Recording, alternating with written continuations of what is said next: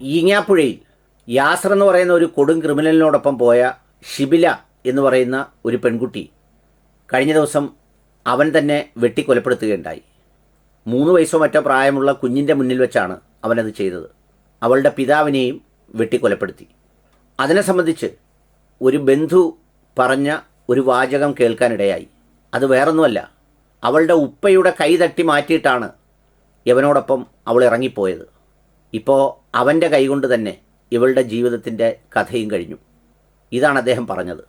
ഇത് പറഞ്ഞത് വർത്തമാന കാലഘട്ടത്തിലെ ഇൻസ്റ്റാ പ്രണയങ്ങളുടെയും ഫേസ്ബുക്ക് പ്രണയങ്ങളുടെയും ഒക്കെ ഒരു പശ്ചാത്തലത്തിൽ കൂടി വേണം ഇതിനെ വിലയിരുത്താൻ.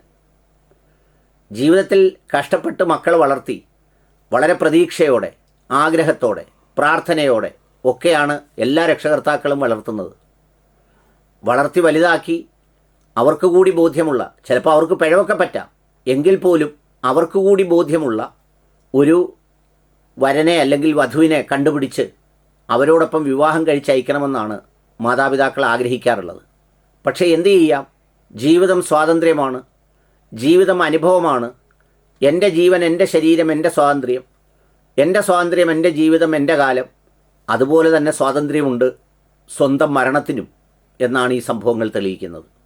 ഇന്ന് പ്രണയത്തിൻ്റെ മറ്റൊരു വശത്ത് പ്രതിഷ്ഠിക്കപ്പെടുന്നത് സാമൂഹ്യവിരുദ്ധനായ ക്രിമിനലുകളായ കാമുകന്മാരാണ് പലപ്പോഴും.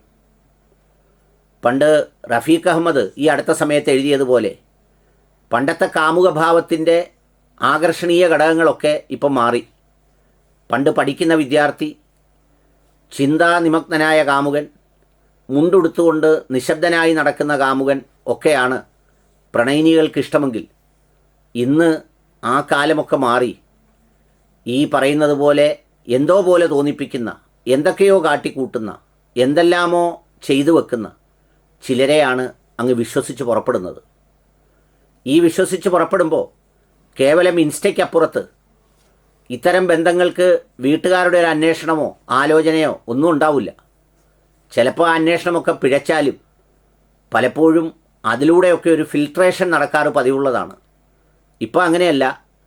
ആരെങ്കിലും കുറച്ച് സമയം മനോഹരമായി നമ്മളെ സുഖിപ്പിക്കുന്നത് പോലെയോ സന്തോഷിപ്പിക്കുന്നത് പോലെയോ സംസാരിച്ച് കഴിഞ്ഞാൽ പിന്നിതെല്ലാം എടുത്തു കളഞ്ഞ് അങ്ങ് പുറപ്പെടുകയാണ്. ഇന്ന് തന്നെ കണ്ടൊരു വാർത്തയില്ലേ, മർച്ചൻ്റ് നേവിയിലെ ഉദ്യോഗസ്ഥൻ സ്വന്തം ഭാര്യയ്ക്ക് സർപ്രൈസ് കൊടുക്കാനായി UK-യിൽ നിന്ന് നാട്ടിലെത്തിയപ്പോൾ ഈ ഭർത്താവിൻ്റെ സുഹൃത്തു കൂടിയായ അവനുമായി ചേർന്ന് യവനെ കണ്ടിച്ച് കഷ്ണങ്ങളാക്കി വീടിനകത്തിട്ട് കോൺക്രീറ്റ് ചെയ്തത്രേ. ഇപ്പോൾ അവരുടെ അപ്പം പറയുന്നത് കേട്ടു, അവൾക്ക് ജീവിക്കാൻ അവകാശമില്ല, അവളെ തൂക്കി കൊന്നുകളയണം എന്ന്. എത്ര വേദനയോടെ ആയിരിക്കും അയാൾ പറയുക.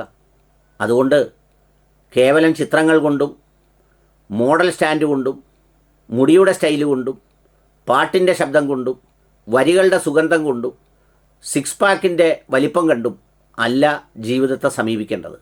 ജീവിതം ഒന്നിച്ച് തുടരാൻ വേണ്ടിയുള്ള ഒരു ഉടമ്പടിയാണ്, ഒരു കരാറാണ്. അത് താൽക്കാലികമല്ല, ദീർഘനാളത്തേക്കാണ്. അത് ആവേശപൂർത്തീകരണത്തിനല്ല, മറിച്ച് ആവശ്യാനുസരണം പങ്കുവച്ചുള്ള യാത്രയ്ക്കാണ്. അതൊരു തലമുറയെ സൃഷ്ടിക്കുന്ന പ്രക്രിയയാണ്. ഇനിയുള്ള കാലത്ത് കല്യാണം കഴിക്കുമ്പോൾ ആരോ ഫേസ്ബുക്കിൽ കുറിച്ചതുപോലെ ഡ്രഗ് അഡിക്ഷനാണോ എന്നുള്ളതിൻ്റെ സർട്ടിഫിക്കറ്റ് കൂടി വാങ്ങി കല്യാണം കഴിക്കേണ്ട കാലത്ത് ഒന്നും അറിയാതെ ഇൻസ്റ്റാഗ്രാമിൽ തൂങ്ങി പോകുന്നൊരു പോക്ക് വല്ലാത്തൊരു പോക്കാണ്. നിങ്ങൾ മനസ്സിലാക്കേണ്ടത്, ഉത്തരവാദിത്തത്തോടെ എന്തെങ്കിലും പണിയെടുത്ത് ജീവിക്കുന്നവനൊന്നും ഇതിൽ ഊഞ്ഞാലാടാനും ആറാടാനുമുള്ള സമയമുണ്ടാവില്ല. അവൻ എവിടെയെങ്കിലും അവൻ്റെ പാടേ വിധിയെ നോക്കി ജീവിക്കുമായിരിക്കും. അപ്പോൾ അതുകൊണ്ട് അവനൊന്നും നിങ്ങളുടെ കണ്ണുകളിലേക്ക് പോസ്റ്റുകളിലൂടെ പൊന്തി വരില്ല. അതുകൊണ്ട് പൊന്തി വരുന്നത് എനിക്കുള്ള മോനാണ് എന്ന് വിചാരിച്ച് അതിലേക്ക് ചാടി പിടിക്കുമ്പോൾ കുറഞ്ഞപക്ഷം അവൻ ഇനിയുള്ള കാലത്ത് മയക്കുമരുന്നടിമയോ സൈക്കോപാത്തോ അല്ലെങ്കിൽ അതുപോലെയുള്ള മാനസിക രോഗിയോ ക്രിമിനലോ അല്ല എന്നെങ്കിലും ഉറപ്പുവരുത്താൻ പെൺകുട്ടികൾക്ക് കഴിയട്ടെ. കാരണം അല്ലാത്ത വാർത്ത വായിക്കുന്നത് പോലെ ഒരു സഹാനുഭൂതി പോലും ചിലപ്പോൾ ഇത്തരം വാർത്തകൾക്ക് കിട്ടാതെ പോകുന്നു എന്നതാണ് സത്യം.